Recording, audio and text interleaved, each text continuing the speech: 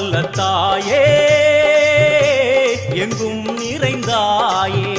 உன் திருநாமமே இங்கு பல கோடியே அதில் எதை சொல்லி நான் அழைப்பேனோ